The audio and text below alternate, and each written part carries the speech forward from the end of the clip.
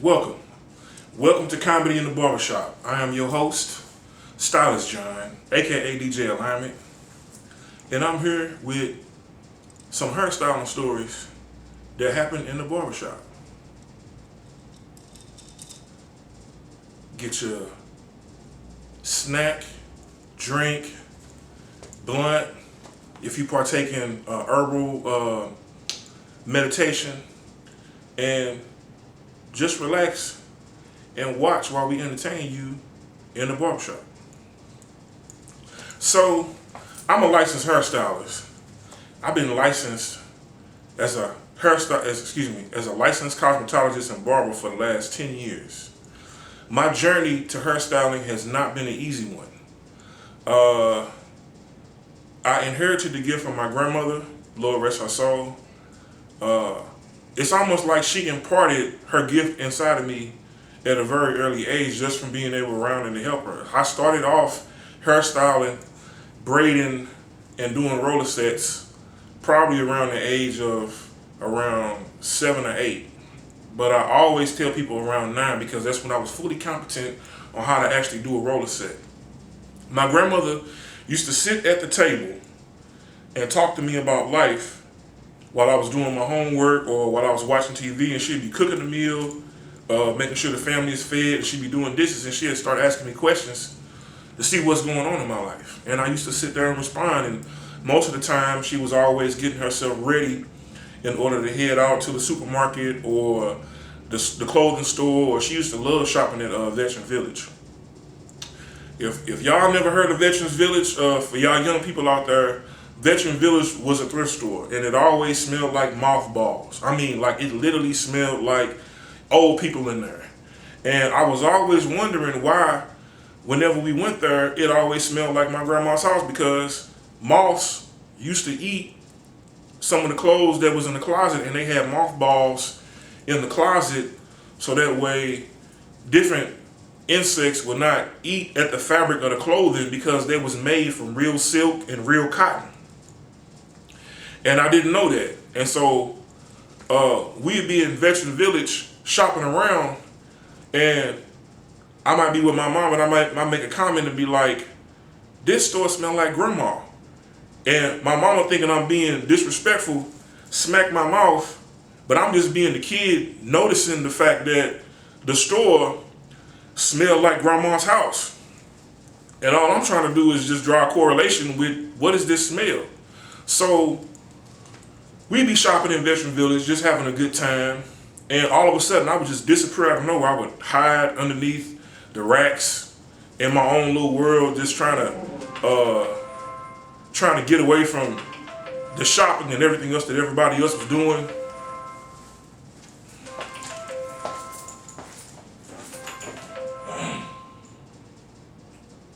Hello?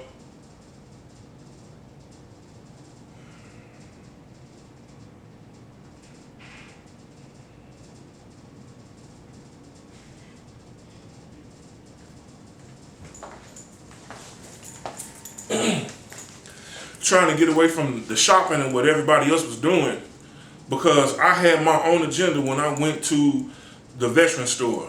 I had to find me some toys. I'm talking about not just any type of toys, some good toys, because the toys at grandma's house, they was cool.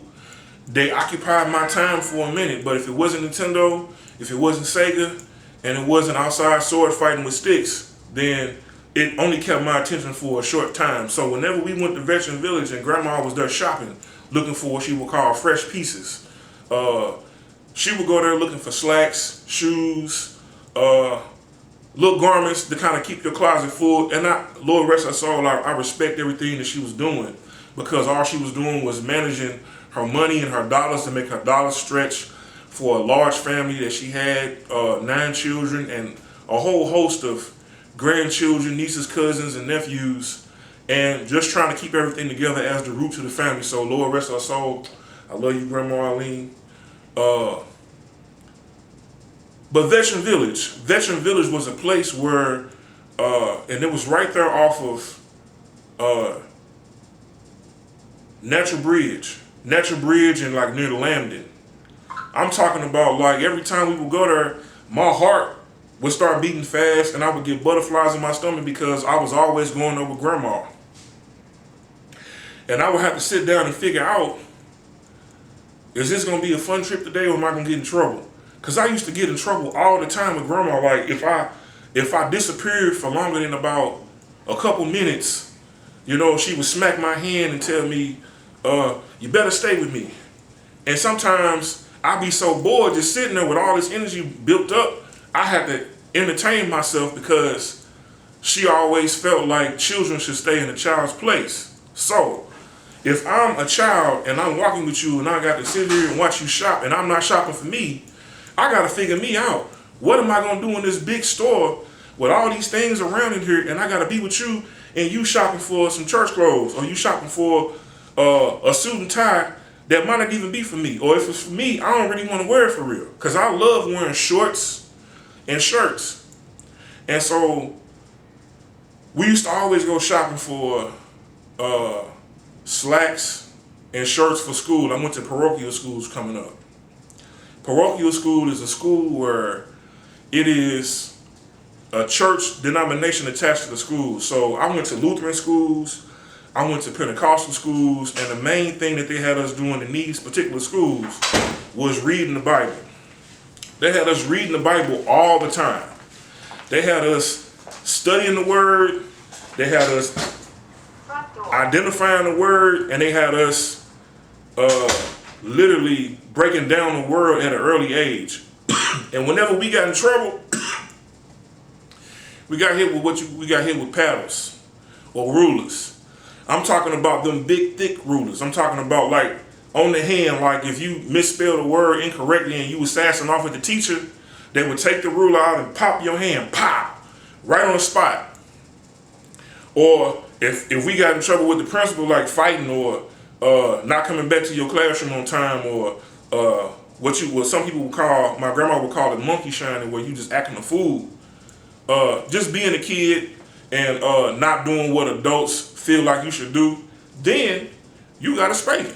You got a spanking with a real thick paddle, probably about like this thick, that resembled a fraternity or sorority paddle that they used to use for hazing.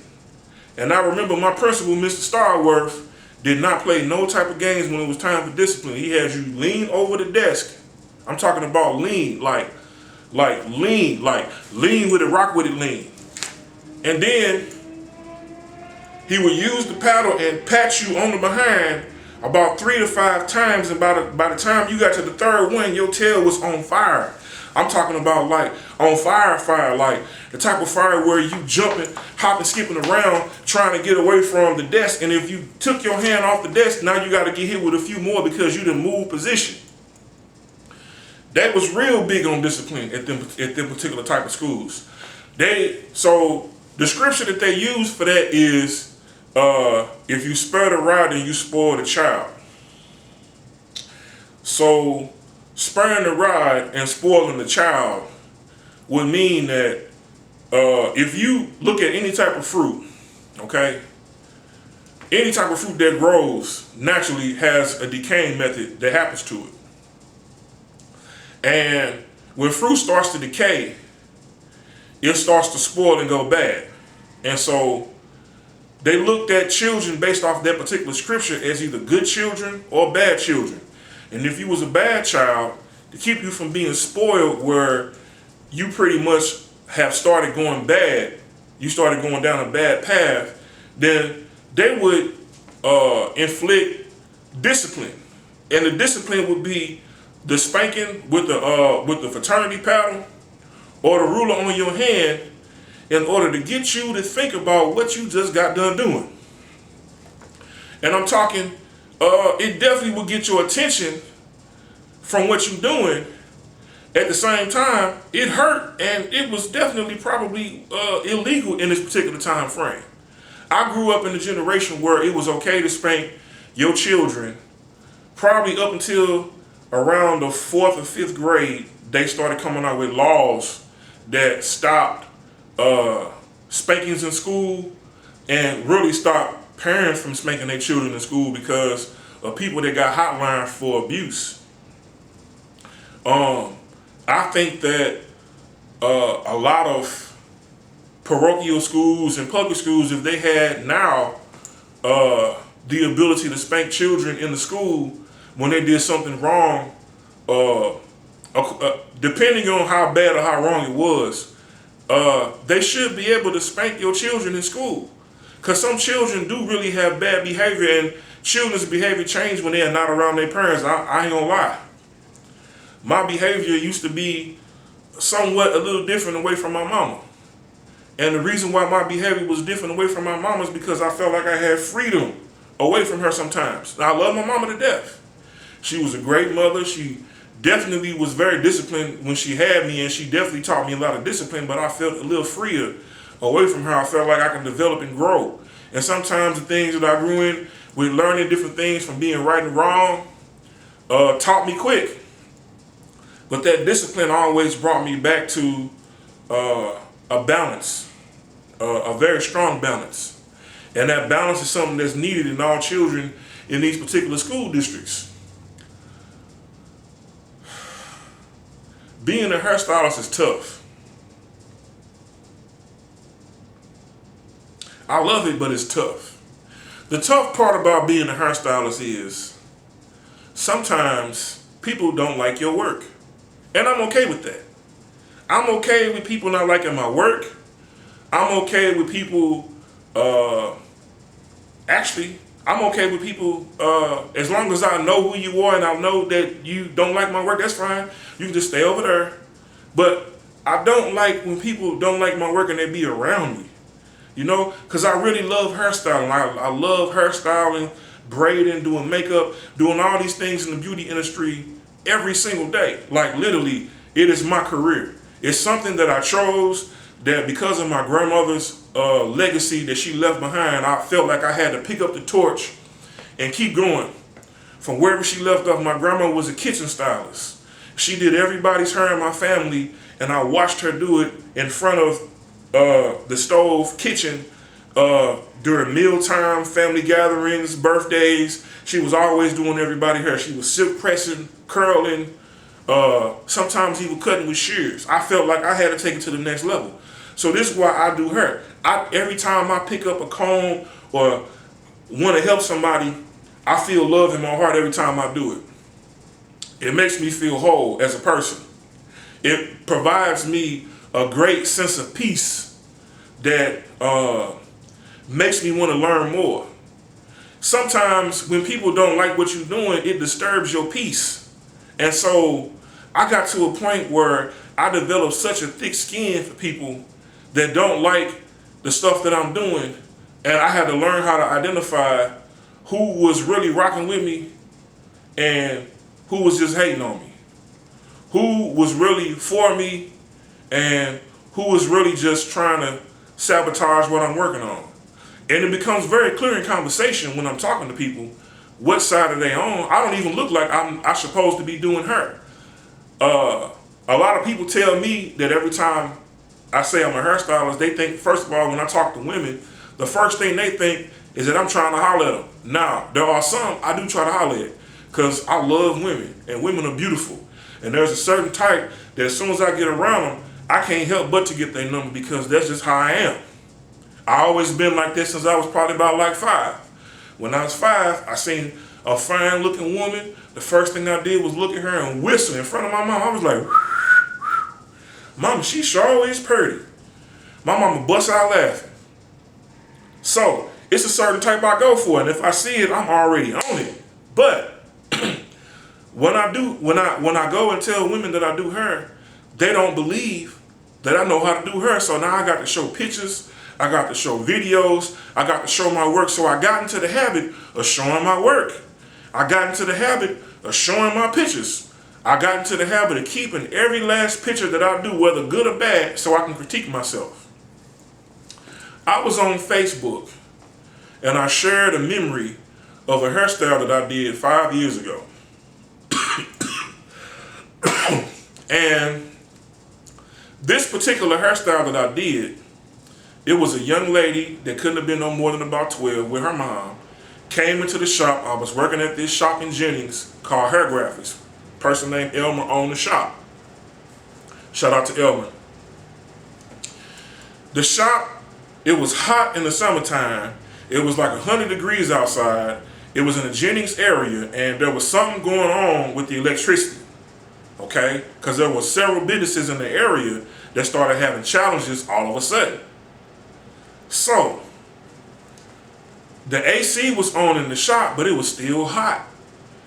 A young lady walked in, said, "Hey, any stylists available to do a silk press?" I said, "Yes, I can help you, ma'am, no problem." I have been passing out my cards and flyers for probably about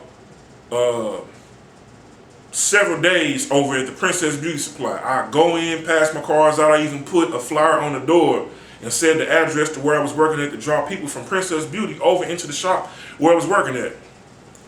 So client walks in, asks for a silk press for her daughter. I say, "Yes, ma'am, I can help you." And I do what I know. So I used to be an assistant to this very beautiful young lady named Sabrina McField. Still love her to this day. She taught me a few things in a short amount of time that I still use right now. So I did what I know. I gave the young lady a drench and smooth, which is a technique where you use shampoo to clarify the hair to make sure that it's completely clean. You use conditioner in order to condition the hair, in order to help detangle and help the hair strands become straight, because textured hair goes in a spiral. And so when you add conditioning to the hair, it allows the hair to go straight. So I gave her a drench and smooth. After I gave her a drench and smooth, I rinsed it out. I brought her back over to my chair. I added a little bit of serum and I blow dried her hair. I filmed the entire process. It was a 2-hour long process that I filmed this entire thing with. And when I got done, I saved it, put it in my archives, and after I put it into my archives, I put it on a hard drive, and then I shared it on my social media platforms. Shared it to YouTube, Instagram, Facebook, TikTok, and I started working at this barbershop named Franchise. And within the first week of me working there, I shared the memory of me doing the silk press, and all of a sudden, my silk press video goes viral. However, it doesn't go viral for me doing a good job, because the young lady that got her hair done said when I turned her around in the mirror that she liked her hair. When I turned her around in the mirror, her mama looked at her and said, "Ooh, girl, now you finna be walking, you finna be ooh." Because women have this particular tendency that after they get their hair done, they walk change, they neck start rolling like this, and their whole attitude change whenever their hair get done, and they look cute when they're walking out of a place of business. When I got done with her hair, after I silk pressed her hair and clipped her ends and showed her the mirror, at first she was looking like, "What?" But then after I combed it down, after I took down the wrap and combed it down and turned her around in the chair, and her mama said something, she said she liked the hairstyle. Now I purposely didn't cut off a lot of her around her edges, around her ends, because she wanted to keep most of the length of her hair. So all I did was just dust the ends, okay? And I didn't cut everything completely straight, and the reason why I didn't cut everything completely straight is because I wanted to make sure that she kept most of the length of her hair, because she was still working on her ability to be able to grow out her hair. So, when the video was posted, my video went viral. And as my video went viral, and people started making a lot of different comments on there. I'm talking about like, he should hang it up. He should stop doing this. He should start doing that. He should stop doing this. I'm talking about people going in. And slowly but surely, my video reached almost 60,000 views. And as my video almost reached 60,000 views, I said, you know what? All this negativity that I'm receiving, I'm going to turn around and make it a positive and make my checkbook matter. So I'm finna be the dopest silk press person in St. Louis. How am I going to be the dopest silk press person in St. Louis? I'm asking for 100 new clients. I'm talking about 100. I'm going to put you on a weekly schedule where you can come in and get your hair silked out. No relaxer. I even got my mama off of relaxers. My mama used to love getting her hair relaxed. She loved getting her hair relaxed, her ends clipped, and she loved allowing herself to keep her hair done every single week, okay? I talked my mama into not getting relaxers anymore because my mama had a cancer scare. She's in remission now, but I found out information about how people were starting to pop up and get different type of illnesses from relaxers. So with these particular illnesses that people were getting, I decided, you know what? I'm gonna help my mama stay cancer free. I'm gonna help my mama let her hair grow. I'm gonna help my mama let her hair be natural, and I'm gonna help my mama hair grow all the way down her back, and her hair is pretty much shoulder length right now. I do whatever I can to help my mama, okay? With that being said, I said, you know what? If I can help my mama hair grow, and I can help my mama stay cancer free, I can help millions of other women that are going through the same thing where either their hair is thinning or they're taking medication and their hair is falling out, or you just really want to transition from relaxers because you don't want to get any type of cancer, fibroids in your system. So I said, you know what? That's the lane. I can be a texture specialist. I can help women grow their hair all the way down their back. I said, all right, yeah. So when I did the young lady silk press, in my mind, I was thinking, I can help this young lady not get cancer. I can help this young lady hair be long and smooth.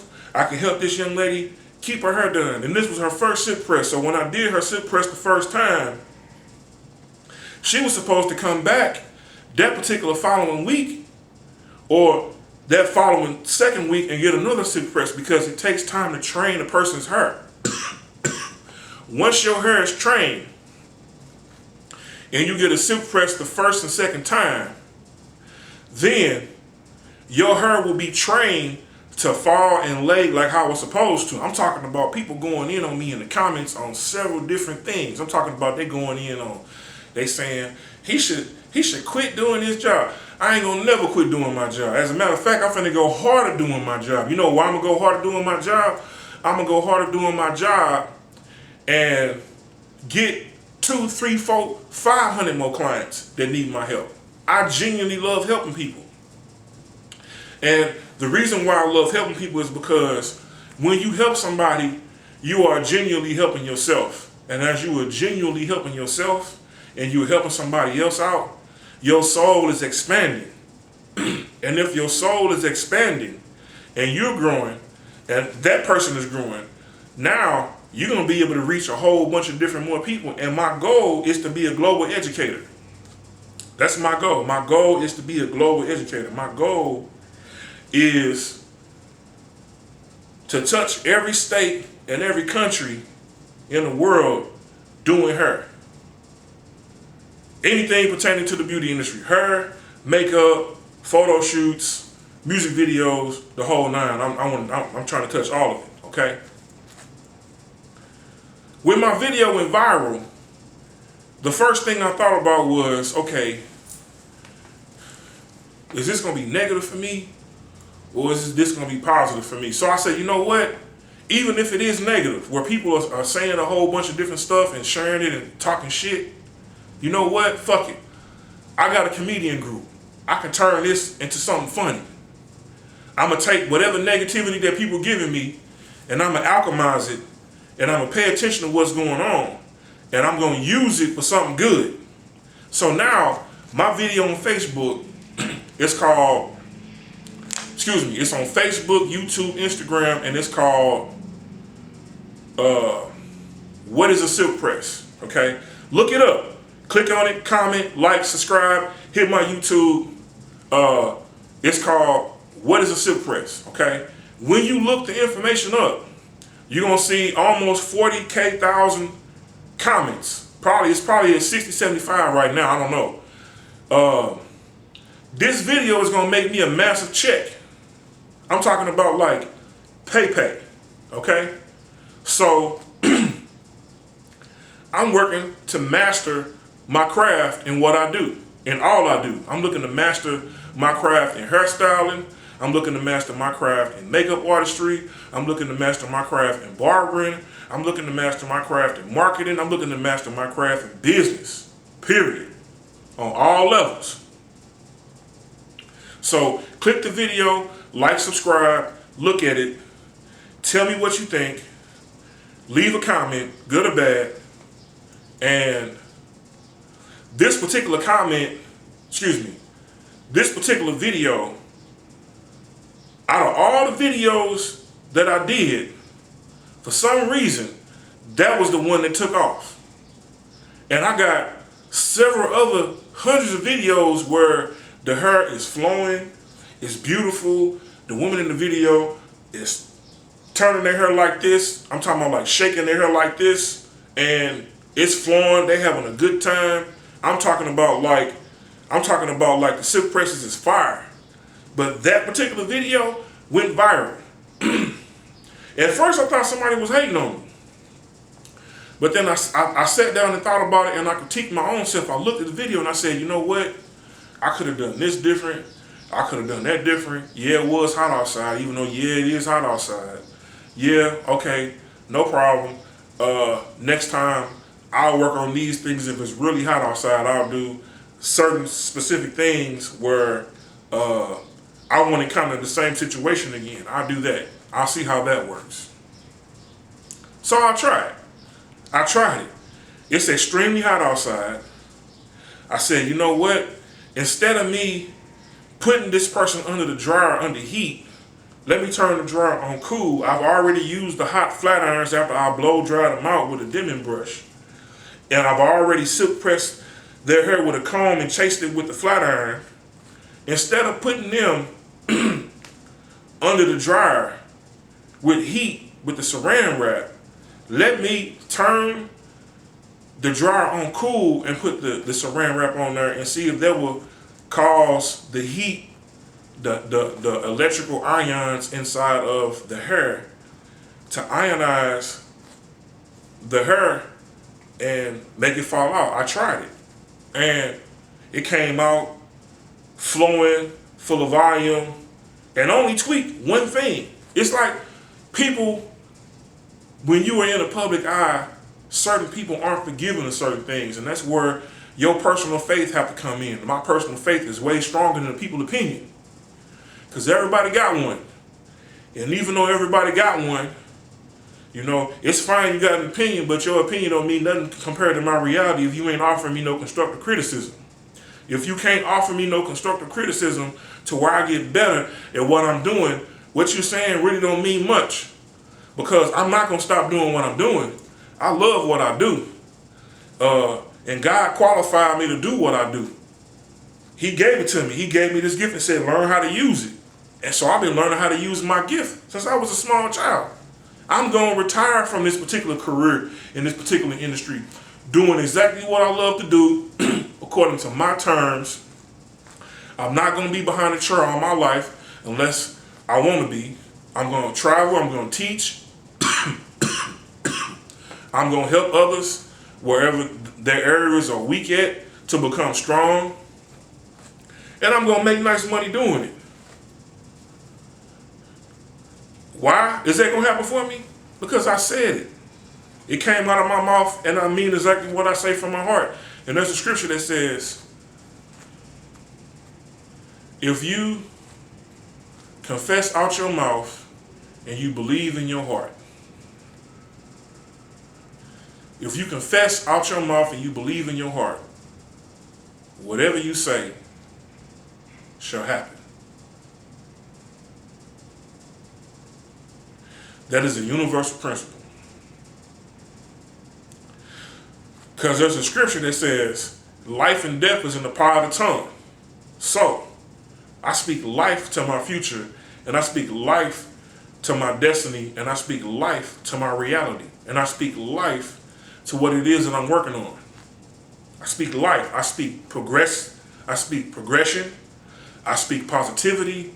I speak networks of people far and wide are opening doors in order to talk to me about my craft and my profession in order for me to make over 6 figures a year. There are countries that are waiting for me to come there to speak internationally to their students, to the families, to their businesses about the profession that I'm in and where I'm going and how I can help them better what they do.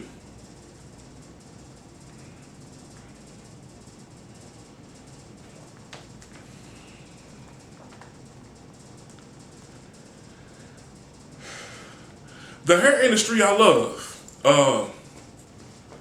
There are some things in the hair industry that just make you say, Everybody make you say, I had this client one time. She was an older client. She came in and she smelled like tuna fish. I'm talking about just fresh out the can. And I didn't know how to tell her. I didn't want to be rude or disrespectful. Sometimes ladies come on their cycle. Different things happen. I always try to keep some perfume in my station in order to, help. When you leave and your hair is done, you look and you smell your best when you just spray and you look good and you leave out. But some things you can't cover up. And I got a client, I had a roundabout way to tell her, like, ma'am, I didn't know I didn't want to be offensive to her. So I had to find a polite way to tell her that she smelled like tuna fish. Without being disrespectful. Ma'am, here's a couple wipes. Do you think you might want to, I had to try to figure out a way to tell her. Say, ma'am, I just cleaned the restrooms and walked and put the wipes in the bathroom and said, you're more than welcome to use the restroom, and had the wipe sitting right there with the wipe thing open. So she just go in there, do a couple and then throw the towel away and then leave fresh. Well,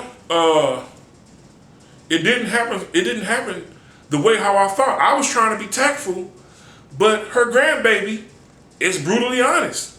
She was there with her grandbaby, and I was trying to do her grandma hair, and her grandbaby happened to walk up to grandma and just look at grandma and say, and do like this. I'm talking about like turn her nose all the way up like this, and then did the wave motion over her nose like this, and said, Granny. Yes, baby. She talking to her grandmother, looked up and was like, did like this to her grandma. And I'm looking at the grandbaby like, oh snap. I was like, she finna pop her. And I said, ma'am, is everything okay? And she said, yeah, my grandbaby just said I stink. And I was like, I looked at her, I said, oh really? And I said, you want to take her to the restroom and freshen out right quick? She said, yes. I'm thinking like, woo, I ain't have to tell her. I thank God I ain't have to tell her that she smelled like tuna fish, but that's exactly what she smelled like. And I was trying to figure out a very tactful way to let her know, but her grandbaby beat me to it. I'm talking about like, grandbaby walked up to her and was like, Granny, and like, cause she wanted some snacks. Grandma had snacks in her purse. And she was in the middle of pulling out the snack, and you know how sometimes when your purse is sitting on your lap, you open up your legs, and she opened up her legs, and the grandbaby caught a whiff. I'm talking about like the whiff was like, pfft. The grandbaby head snapped back like this. And I was looking like, and I was looking to see if anybody else in the shop seen that. And it literally threw me off, and I just laughed under my breath. And when the grandbaby neck snapped back like that, and she said, Granny. She did like this. She ain't say you stink, but grandma got the picture. And I said, man, there's some wipes in the bathroom. And she went into the bathroom and handled business. That opened up my eyes that opened up my eyes to the world of feminine products. As a barber, stylist, natural hair stylist, braider, I realized that when you're serving the general public, you know, I have a heart that wants to help. Okay, I genuinely love helping people, like genuinely. Like, if I can help you solve your problem, or I can help trigger you solving your own problem, and you're able to maintain it yourself, then I'm all for that.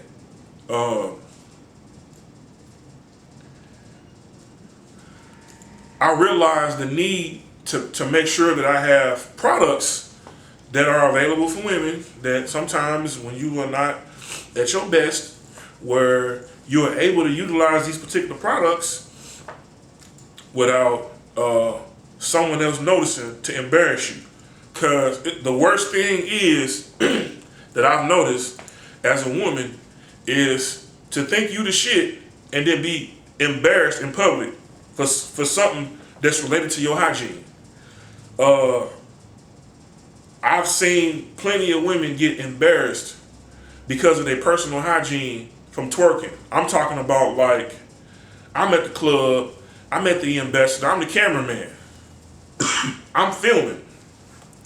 I'm having a good time at J House, Block to the Stage concerts. I'm filming these mugs. And this young lady's twerking, they having a good time. I'm talking about like going in. I'm talking about like mopping the floor, like mop the floor, like what you say, scrub the ground, like they literally is scrubbing the ground. I'm talking about twerking, Twerk Fest 2000. And this young lady, her song came on and she had on this patent leather outfit. And she got down, I'm talking about like on the ground, like doggy style, and started doing the dog catcher and was twerking. And that patent leather heated up, and the guy got down there because she looked real cute, got down there in order to get behind her, in order to dance on her. And he caught a whiff. And you know how Big Boogie leaned back? You know Big Boogie leaned back whenever he dancing on the girl. I'm talking about like that brother didn't even have nobody to lean back. He leaned back so fast like this, like he was doing the Matrix. Leaned all the way back. And damn near passed out from the funk that hit him in the face when she was dancing in a patent leather outfit in the summertime. I'm talking about it was Fish Stick City. When I say fish stick, I mean like tartar sauce. I'm talking about like extra tilapia. I'm talking about like extra salmon. I'm talking about like she literally got up, walked over there into the corner, and her homegirl told her what she smelled like. And she took her finger, did a dip, and was like, ooh. And politely did a church finger and walked out of there. And I had it on camera. And I didn't post it because I did not publicly want to embarrass the young lady.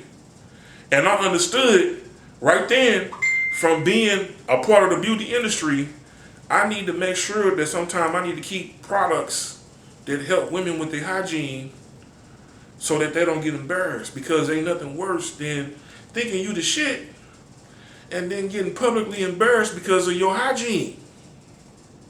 Ladies, y'all got to help each other with y'all hygiene. If you notice a young lady that's funky under the armpits, you know, in the pocketbook, like my Aunt Bunny taught me, the pocketbook, you need to help your sister. You need to help your sister fix her crown. Don't be joning and hee-hawing and, you know what I'm saying, trying to flame her, because that's how fights happen. And the sisters in St. Louis, the ones that's going through the hygiene issues, some of them going through depression and some other stuff, they can fight.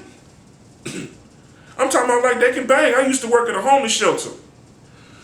It was called the Bridge Ministries. It was off of 17th and Locust. And I was a chef there. And I used to make meals for people that was near homelessness, homeless, and people that was having psych challenges. And there was this young lady there that, you know, she was known for having a little fragrance on her because she's, you know, sometimes we sleep outside, sometimes she would sleep in a car. You know, she didn't really have a regular place to go to. And because she didn't have a regular place to go to, sometimes she would have to freshen up inside the restroom and do the best that she could. So she was always asking for products and stuff and things that would help her with her hygiene. And so one day she must have came on her cycle because she had like a little red spot in her pants area. And one of the security guards noticed it. And we kept a stash in the back part of the church where all the food products was. There was a separate area where there was hygiene products. We used to pass out the hygiene products to men and women so they can shower, keep themselves fresh. And I noticed that she had the red spot. And so I went and grabbed the feminine products, put them in the bag and said, hey, you know, here, this might help you. And gave her the no-look pass and stashed it off to her. Because I don't like embarrassing people in public. So I told her, I say, hey, I got to change the shorts here that might be able to help you. And so I was like, here, take this, throw these on, it'll still match your outfit here. Because we had a lost and found and we had different clothes there. And so I threw her the clothes, I threw her the hygiene products, and this girl just decided that she wanted to flame them. And I'm sitting there looking like, why are you messing with this young lady and you probably is going through the same thing but at a different time? I said, why is you bothering her? So I said this in my mind, I'm looking. The one girl is flaming her, talking about, you know, how her pants look because she had red stuff on her pants. And I'm like, okay. I'm sitting there trying to meet you. I say, all right, yeah, y'all should probably, here, you go this way, you go there, because I'm trying to alleviate a fight.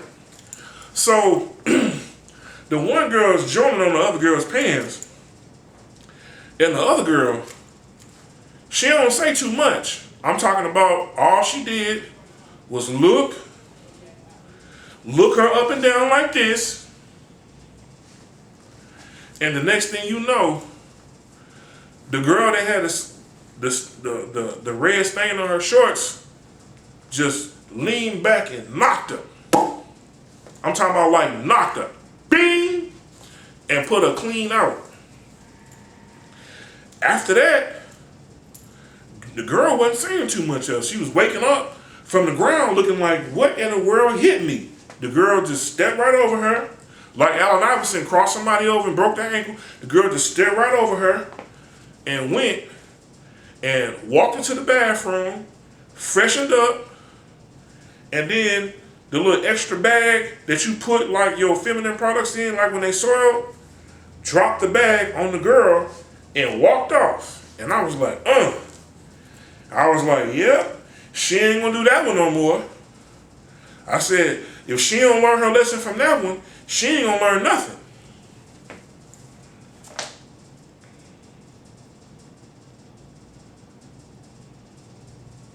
Man, this will conclude Barbershop Stories. I'm your host, Stylist John, aka DJ Alignment. If you were entertained by this, you can send a donation to $Stylist John to help further what it is that I'm doing. Or if you're a comedian and you would like to participate in Barbershop Stories, inbox me, give me a call, join the Facebook group at St. Louis Comedians on Facebook.